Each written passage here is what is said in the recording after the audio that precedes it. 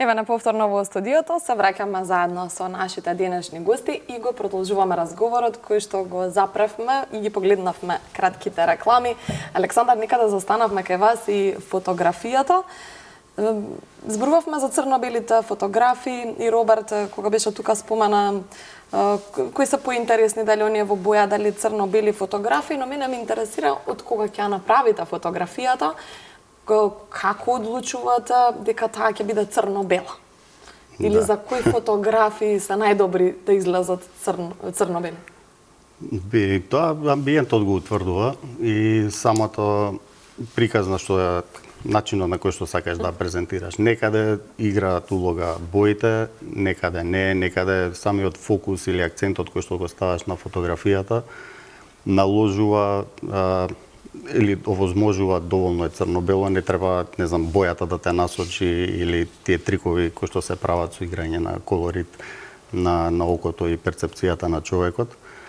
Така што некој едноставно култури, пример, сликаш или од патувања кај што си бара, не знам, тие зеленила, црвенила, злата, нешто да се представи, тука се не можеш да играш црно-бело. Меѓутоа, кога има, да речеме, повеќе во документаристичка правец, тука преферирам есенција на фотографија. Суштина, не сакам да шпекулирам со бои, него конкретно со субјект, со фокус. Отприлике тоа е. Така. И позади камерите не слушна гледачите, најде ќе го повторам прашањето, дали фотографирате прослави, веселби, свадби, матурски, детски родендени, дали тоа ве исполнува или сепак во друга насока? Во друга насока, имам правено и тоа, и тоа одлични фотографии вадам, бидејќи тоа е сепак една документарен правец, тој прославите и свадбите и се ми било интересно, една сезона која што ти спомнав баш истерав. И е одлично искуство, мислам, реално го препорачувам на секој фотограф, бидејќи тоа се ситуации, сцени каде што едноставно ништо не те спрема за тоа. Не знам, има такви од 40 степена сонце до ладно, до темници, до чудни светла, топли, ладни измешани. И тука не знам, тука се мајсториите уствари во. Сега кога веќе ги споменавте временските услови, да ве прашам која била најинтересна фотографија или најинтересен момент кој што сте го доловиле, предизвик во текот на ова ваше хоби? Нешто што ви останало во сеќавање? Предизвици најголемо генерално се во природата. Добре. Имаше еден период доста ловев метеори и по планини од полноќ до изгреј сонца сме седеле. И тука имам тука се уствари да речам, физички захтевните фотографии или најризичните од некој аспект. Не знам, обично двајца-тројца во планина, седиш се малце така. И се менјаат и услови, се менја се. Баш имаше некоја црвена месечина со затемнување, не оваа последнава, пред неколку години имаше. И пред тоа ја се подготвував со месеци да најдам совршено езеро, со совршено изгреј месечина, со се тоа. И најдов во Мантово. Ни чул, ни бил, ни видел тоа. Ми се поклопи по Google тоа, се скицирам, правам, викам, ова ќе биде вака. Идам таму, како што го замислив, така реално. Тоа што не замислив, како е таму. А како беше таму? Беше празно, пусто, темно, со некои животинки. Ништо очекувано. Ме изедо. Не, очекуваното беше супер, фотката ја направив, имам прекрасна приказна со тоа, но така само отидов. И не знам, ми изедоа инсекти, чуда, имаше тука некои овчарски кучиња, па тај мрдни, не мрдни, па чекај се, па од донде шо шушка, така малце тие некои ситуации, па на враќање, па и на одење до душа. Некој град ме спотепа, па некој, не знам, страшно. Па Значи, брисачот ми излета од авантурен. кола, па не гледав ништо пред мене, рекам, кај тргнав по футка. Значи интересно хоби имате. Интересно хоби. Кога сме кај интересните хоби, интересната професија, но и предизвиците, и Кети имаше предизвик да го научи ромскиот јазик, бидејќи не кажавме во првиот дел дека една од главните улоги во филмот Утре наутро играте на ромски јазик, односно зборувате на ромски јазик. Кети вели во сите интервјуа веќе кажав за ромскиот јазик, но каков е процесот, Кети, кога се учи нов јазик? Ми спомена исто за време на паузата, не слушнаа гледачите, дека само репликите се учат. И немаш потреба или целиот јазик да го совладуваш. Немаш потреба и немаш ни време да научиш нов јазик за толку кратко време, реално. Така. Колку и да те поведе амбицијата и да речеш супер, ова е одличен предизвик и бидејќи се среќавам со еден друг јазик Така. и ќе гледам да поднаучам што повеќе, тоа е просто невозможно, заради тоа што пред се мораш да си посветен и на улогата, на она што ликот го носи, мораш и со тие предизвици да се сочуваш, така да се случи токму тоа, нели? Излегува на крај дека си ги научил репликите. Многу луѓе ме прашуваат, сега ромски знаеш? И јас Не. дури малку ми е срам на вистина, ама стварно не знам. Запамти ли нешто, едно зборче Па или добро знам неколку реплики, еве вака ги памтам, меѓутоа се трудам, она што ми се случува сега бидејќи беше многу возбудливо и предизвикувачки за мене, бидејќи јас по принцип сите текстови си ги пишувам во тетрадка посебно, само моите реплики. И си го имам и овој текст во еден тефтер. И понекогаш така кога имам слободно време, знам да разлистам и викам дај да видам дали може да ми остане подолго време во сеќавање ромскиот. Е предизвик, со тоа што нормално и самиот режисер беше свесен, бидејќи тоа не е нашиот јазик, дека ние секако мораме да имаме учител сериозен.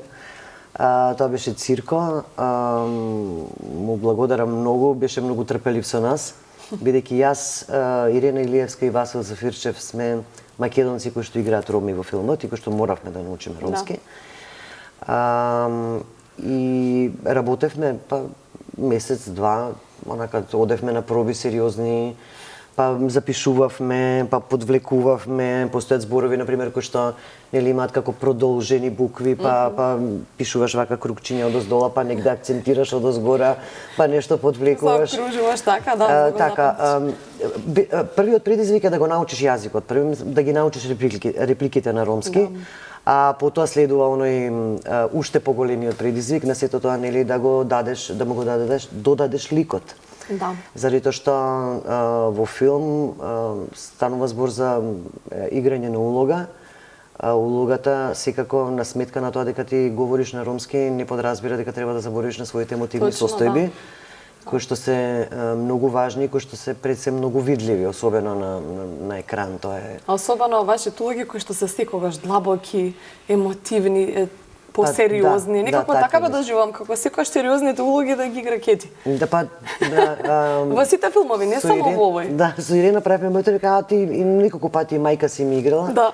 Викам, јас тоа многу често го кажувам, јас уште на академија, додека студирав, јас никогаш не играв девојче од 15 години. Тоа е најверојатно поврзано со духот, карактерот, психохабитусот, како се вели тоа на секоја една личност. Јас уште на академија ги играв сите баби, тетки, стрини, мајки. Да. Нема и така и мене ми останало во сеќавање. Едноставно, не знам, најверојатно сум таков карактер кој што оддава чувство на сериозност и се знае кога треба да бидат тие таквите или возрастните кои што носат нели сериозност и стабилност. Тоа е Кети тука, така да. А во што вие уживате? Во која улога? Дали во комедија, во драма, сериозна? Уживам во сите улоги. Особено предизвикувачки ми се улоги каде што на пример треба да играм некои ликови кои што треба да бидат прилагодени за детската возраст, значи за представи за деца. Сега ти и во представи за деца играш мајка, меѓутоа малку е поинаква, нели? Поинаква е и публиката и енергијата. Така, сакам и комедии, иако поретко ме делат за комедии, многу поретко ме делат. Ама кога ќе ме поделат, сваќаат уствари дека имам смисол за хумор, сериозно имам смисол за хумор, ама некако не ме доживуваат луѓето така. И си вела, добро, ти знаеш ова добро да го направиш, така да посигурна варијанта е да е таму каде што најдобро пливаш. Тоа е таа. Така, одлично. Интересни теми, имаме интересни прашања кои ги подготвивме за вас. Овие се прашања од секој дневието. Може, Александар, ева, ќе ти го подадам нашето чинивче да ни ги одговорите прашањата. Интересни се, ке ти дали гледаш? Бидејќи изборувавме колку кафе фондот. Да, супер фонд си направила. Да, јас си дојдов со научили си ги ставив на маса, викам знам дека има. Да, јас секогаш пишувам крупно, мислам куцам. Не, пишувам ги куцкам за да можеме сите убаво да прочитам. Од секој навието прашања, некои предизвици, омилени ваши работи, не знам што ви се падна. Кој сака, може докторке? Да. Моето прашање е која македонска песна си ја нарачувате во кафана или на други прослави? Налеј. Сите што ме познаваат, налеј, да.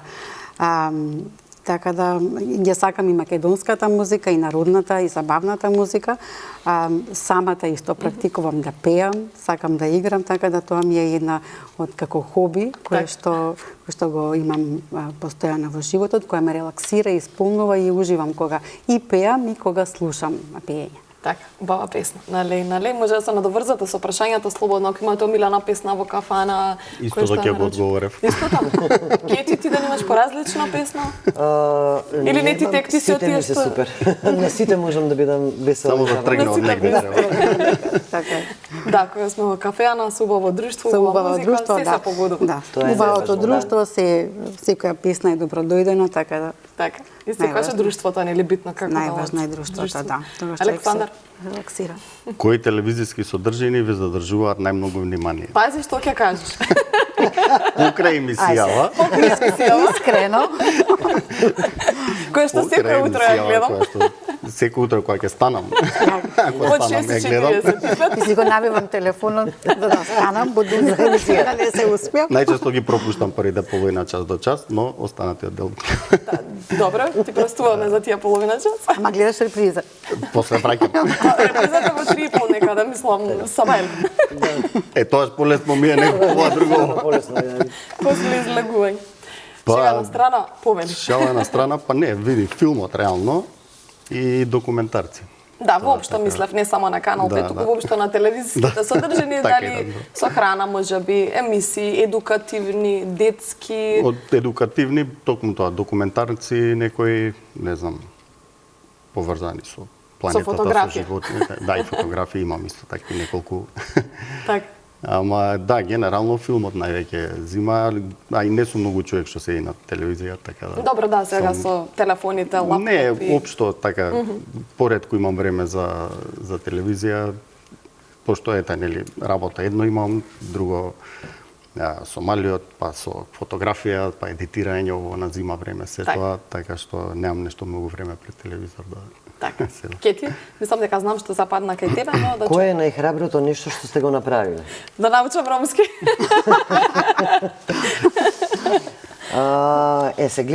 Погледни го прашањето и после зашто сум била таква и зашто таков впечаток сум му давала, мислам нормално си го, тоа можеше само мене да ми се повеќе. Тоа е судбина, знаеш, некои работи така треба. Да, некако ќе почнам да верувам дека работите се местат во животот. Да. Во принцип, во принцип животот е прашање на храбри одлуки. Така. Моето најхрабро нешто во мојот живот беше моментот кога прв пат станав мајка и кога со малиот бе во болница и кога тој доби жолтица и кога ние неколку дена веќе бевме во болница во Чаир, ама јас почнав да збеснувам и мислев дека е време веќе да излеземе, дека нели таа бебешка жолтица и така натаму. Тоа беше првиот момент кога бев соочена онака со моментот на храброст, дека ти сега ти треба да донесеш некаква одлука. Јас викам, не, јас сакам да си одам со детето и докторката ми рече да, бидејќи се уште има жолтица, значи можете да си одите, ама да потпишете. И јас една секунда размислив и реков да, добро, ќе потпишам. Потпишав и излегов со дете со жолтица од болница и од тој момент сватив дека храброста е нешто со кое што сериозно треба да се наоружам низ животот. Да. Меѓутоа, тој беше првиот момент всушност кој што ме освести, кој што ми посочи како и во кој правец ќе ми се одвива животот и зашто и сум дојдена, нели, до овој момент денеска. Меѓутоа, и денес го сметам за за еден најхрабар чин за себе, особено за некој кој што е, бидејќи јас сум од Скопје, се омажи во Куманово, требаше во Куманово да го однесам детето го роди во Скопје, значи знаете, и одењето по докторот, ако нешто се случи, значи треба од Куманово значи имаше безброј околности. Меѓутоа на сите тие околности јас одлучив така, бев подготвена и сватив дека уствари од сега натаму ќе сум подготвена за се нешто. Така што тој карактер. Да се донеси и одлука, а знаеш дека здравието на детето. Така да храброста дефинитивно со тоа ја врзувам кога ќе се соочите самите себе си со предизвик на кој што не знаете како ќе одговорите. Така. Но тоа е карактер, повторно ќе кажам. Тоа е карактер, тоа е кети. Ја очекував некоја каскадерска сцена. Не. Немаме се уште ние такви филмови каде што има големи потреби од такви каскадерски сцени. Гледаме вака да останеме цврсто на земја колку што е возможно. Така. Ми испративте фотографии, секој од вас ни испрати фотографии кои што ќе ги коментираме, доколку се спремни на докторката, можеме да ги видиме, да ги скоментираме, да ни кажете. Може. За докторката Силвана Наунова, да видиме дали ни се подготвени, мислам дека веќе во режија ги спремјат, да, тие се фотографиите, и ќе ни кажете каде сте. Ова е фотографија од мојата младост, направена во Сиднеј. Тоа беше од времето кога бев на едукација во Сиднеј, како еден дел од проектна програма со цел намалување на перинаталната смртност, која што беше програма поддржана од Светска здравствена организација и од Министерството за здравство. Овој престој во Сиднеј имаше големо влијание за мене, не само како лекар и како човек, навистина ме обликува. Тогаш првпат се соочив со значењето на што значи тимска работа, мултидисциплинарен пристап. Со првпат видов што значи да се поддржуваат родителите во тие најстресни периоди, но во исто време значи ме научи на професионална храброст, како што каже и Кети, храброст да можам да носам одлуки, тогаш кога е во прашање не за мене и Кети го направила истото, одлуки кога во рацете имате кревко суштество и од вашата одлука зависи и неговиот иден живот. Така да ова е исто ова е фотографијата од Тарунга Зуодедна, каде што ја споивме во исто време и науката и образованието и нормално да се разгледа што си има. Ова е слика со кенгурот кој што ова е дел од едукацијата кој што се спроведува заедно со Сдруженијето на неонатологија, каде што имаме едукација за основни вештини во реанимација на новородени деца, направена заедно со колегите од Америка во однос на најновите протоколи на Американското сдружение на академија. Ова е дел од фотографија од симпозиум на неонатологија кој што беше минатата година, актуелности во неонатологија, така да таквите симпозиуми се можно за континуирана едукација на ова е дел од Милано, ова е дел од патување со моето семејство, бидејќи едно од пасиите што ми е тоа се патувањата, бидејќи тие ми исполнуваат, носат радост во душата, бидејќи секое ново место, спознавање на нови вкусови, луѓе, нови приказни, секако ми го исполнува животот и ми причинува големо задоволство. Ова е исто така дел од патување, ова е Ватикан, Рим, каде што е тука базиликата Свети Петар. Сакате да патувате? Да, мислам дека нема човек еве во шпанските скали, нема човек кој што не сака да патува, спознанието на нови простори, нови места го исполнува со нови доживувања и особено кога ќе се вратиме, знаеме со пријателите да седнеме, да си вотираме спомени, тоа е тоа што станува во животот, убавите нешто. Така, еден град ако треба да одберете од оние што сте ги посетиле, кој ви оставил најубав впечаток? Милано. Милано. Да. Добро. Александар, дали сте биле во Милано? Не, ама сега скоро ќе одам Венеција. И од Италија сум бил и Сицилија. Ама тука во средина, не негде. Така. Ајде да ги погледнеме од Александар фотографиите, оние кои што, ако се некој од оние кои што добиле награди, слободно кажи ни. Да, ова се кај што има, кај што ловиме метеори, и кај што ја ги фаќам сите можни што паѓаат, ако на колегата се фрустрирани да не фаќа, дури и него кога го сликам, Игор. Веќе добро како успеа мене ме сликна, има метеор на Преспанско езеро. На Преспанско езеро, да. Прекрасно. Колку метеори успеа да фатиш? Па имам доста, искрено. Баш бевме како на рибарење. Така, да.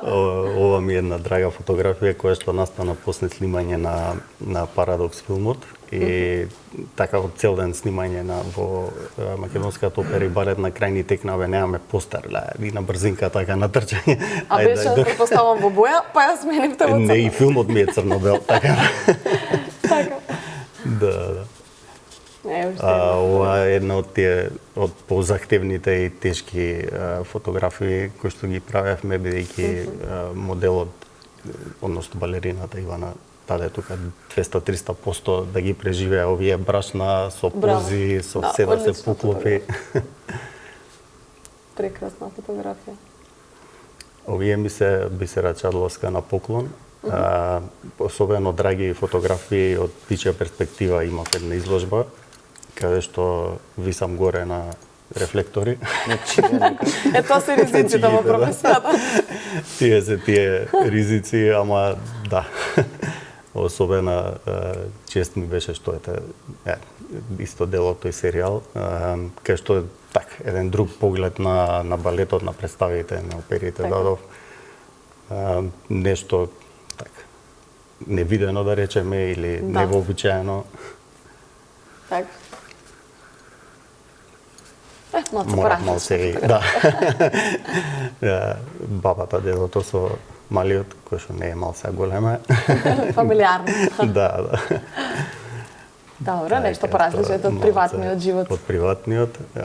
Оваа фотографија такво невреме ме срдица во Братислава, да не знам, мислам, кофи се истураа вода, мајкава со стомаче и папучки пркоси на времето. Може би ја затекнала. Па не затекна, затоа што од оние наеднаш истурања што се, така, немавме кај да бегаме, искористив тука. Ова тие свадбени кога ме праша, значи прекрасен пар, една од поубавите предсвадбени сесии ми беше ова, кај што сред снег, не знам, декември, јануар, го договараме, наредниот ден паѓа снег до колена, ја менјаме локацијата, менјаме се. И викам, ки издржиш, кога ја видов по штикли, викам, кај ки идеш вака, знаеш дека до колена имаме снег. Да, знаеш дека требаше повеќе време да сватам дека на снег, мислев на некој тип сонче. Не, ова е нисчарција, а требаше, не знам, на КПМФ договаравме или каде и ден пред тоа одам ја после снегот, викам, човек, овде снег до колена, значи не се влегува. Се за одлична фотографија. Да, меѓутоа стварно и невестата веќе храбрива. Не, идеме. Идеме до крај. Одлично. Ќе ти да ги видиме и вашите фотографии кои што ни ги испративте. Ова е од театарска представа Драма изгубена во времето, дуодрама која што играм со Горан Илич, и ова фотографија е во Враца направена, во Бугарија, на фестивалот на мали форми. И представата токму на тој фестивал минатата година освои награда за комплетно актерско и уметничко доживување. Значи има и тежина. Комплетен, самата фотографија. Самата фотографија е токму баш од Враца е. Така. Да. Ова е фотографија, јас и кога ги праќав ја насловив јас и јас, затоа што на сликата сум јас. Вие така. Да. Тоа е улога Леди Макбет, порано одиграна. Горан Илич го играше Макбет. Еден уметник. Ние со Горан долги години сме работеле невладен сектор, работа со деца, со млади луѓе. Еден од тие млади луѓе сега е возрасен човек, Александар Стефановски, кој што е ликовен уметник. Така. И на мене и на Горан ни направи, значи од фотографии кои што биле снимани од представата, што ги гледал на Facebook, ни направи уметнички слики и на една негова изложба ги имаше и нашите две изложено и ова е јас како си се гледам јас. Јас. Супер. Фамилиарно? Ова е фамилиарно, ова е од дипломската на Сара од пред 2 години. Ќерка ми Сара и синот Давид. Ќерка ми дипломираше толкуваче по англиски, по германски јазик, а ние сите останати тројца што се гледаат на фотографијата сме актери. Не тргна по вашите стопки. Сакаше, меѓутоа таа година кога сакаше немаше прием на факултет. И многу често сум го кажувала, на 3 години, многу често сум го кажувала она дека таа е најталентираната од семејството и намерно ние избуткавме да оди нешто на јазици, за да не засени сите тројца, пошто многу голема конкуренција после во едно семејство. Ова е токму од филмот, ова е семејството, Ајтен, Ештреф или Северџан Бајрам и Ирена Илиевска или Аида. Аида, така е, да. од филмот. Ке се заборавме да кажеме дека има и серија за овој филм. Да, има и серија. Има и серија, да, таа се планира после јануар-февруар. Сега си оди на Синеплекс филмот. И во другите кино, да, и во другите киноверзум во Кисела вода, мислам, и низ Македонија прави промоција. Јас на 5 сум во Струмица. Да, ни кажа во собата за гости. Ова е од нашите патувања со Горан. Например, милуваме да одиме на бања по Србија и не секогаш се враќаме на тој едниот граничен пример, но ова е Прохор Пчински, бидејќи со кола си одиме, викаме ај од оваа страна што не завртиме, бидејќи убаво времето, природа. И ова е Прохор Пчински позади нас, ова е од српската страна практично до згора. Не сме спуштени уште надолу. Многу убав предел е, многу е, тоа е убавено. Не ти сака да патуват. Ова е од промоцијата, да. Да, тука се покрај мене Ирена и Колјо, Васил Зафирчев, кој што ни игра Роднина, внуке на Ештрев, он се вика Рустем, и Нина Дејан, кој што е заедно со Ирена Илиевска ги имаат главни улоги, мислам. Јоана Пеласка е низиниот лик. Одлични актери. Да. Одлични актери, собрани. Ова е од проба. Вежбата јазик? Да, ова е од проба, ова е првиот ден на снимање. Во дома кога сме, ова вака што се гледа тука на ќошето е цирко. Нели нормално тој со текстот не проверува што сме направиле, што сме научиле, како не сме научиле, па пред да снимаме, пред да снимам. И последната фотографија. Исто од филмот, да. Сцената, да. Со цигарата. Добре што си пушач, па кога има некој не пушач, го тргате тој дел со цигарите? Па зависи, најверојатно зависи и од актерите.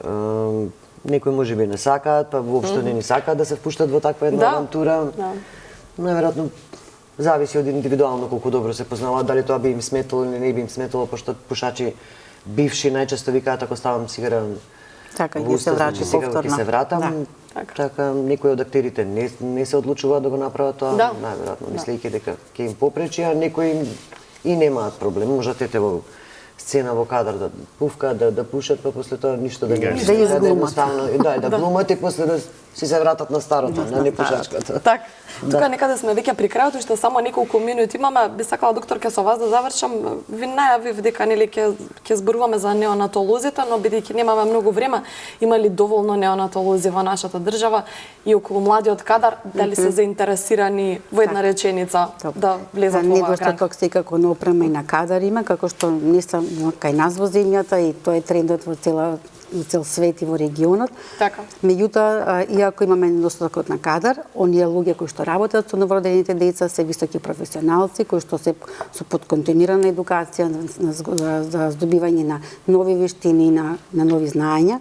Како можеме да ги младите да ги мотивираме, и да ги прво да заостанат овде во земјава, а второ да можат да ја засекат неонатологијата, бидејќи да се биде неонатолог е навистина благородна и предизвикувачка професија, која што бара тимска работа, постојана желба за учење, која што бара емоционална зрелост, односно спремност да се биде со мирна глава тогаш и кога си под стрес, кој што бара технички вештини, значи да се биде, бидејќи од нашата манипулација која што е во секунди, значи дали еден живот ќе згасне или животот ќе продолжи.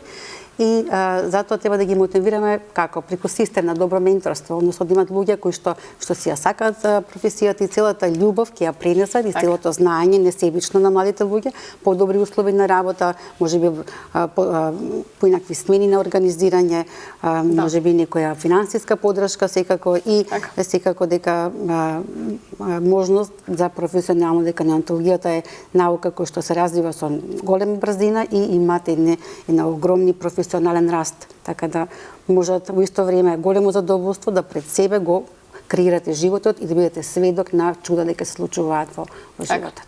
Тоа е најважно, ќе се согласам со вас, прво да не останат тука младите. Дали ќе бидат доктори, дали ќе фотографираат, дали ќе бидат актери, важно е да останат тука, да ги задржиме, да ги промовираме, затоа се нашите утрински емисии и другите емисии секако на Канал 5, да правиме интервјуа, да ги запознава публиката. Јас се благодарам што бевте наши гости, верувам дека уживавте, докторке, не беше стресно, бидејќи за прв пат бевте тука. За прв пат преубаво си помина. Ке те на домашен благодарам Да, многу да, на да. довербата и на поканата. Така, Александар, исто верувам беше Уживам во пријатно. друштво. И нам ни беше пријатно, верувам дека и на гледачите им беше пријатно во ова утринско понеделничко издание на Здраво Македонија. Останете со нас, правиме кратка пауза да се поздравиме со гостите и повторно се враќаме во студиото.